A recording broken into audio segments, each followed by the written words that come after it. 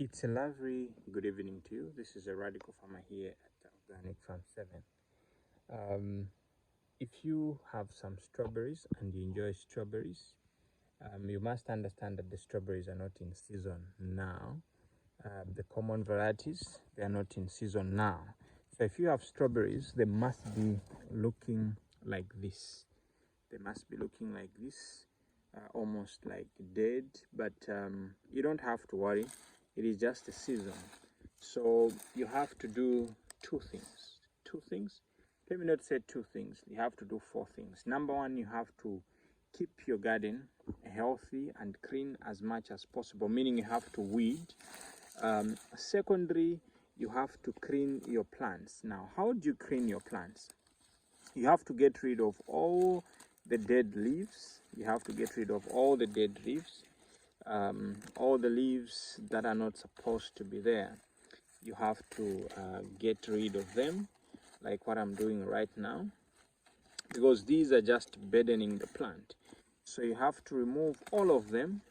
But one thing that you should be very careful of is the crown. So the crown is the main thing. Just like, bees, for them to stay, they need a queen to be around. So when you look for the crown, how you identify it is actually the main shoot, like you see that one over there. You see it is also producing some fruits. Then we have other branches that are actually coming out. So you have to make sure that it's clean. Then the next thing that you do, like for example, we have this organic matter. You feed your strawberries very well, even if they're not fruiting, because what you're doing is you're preparing them for fruiting. So you've seen after we did the cleaning, you see how they're looking like, quite very clean. And then eventually you can see even the fruits have started coming out.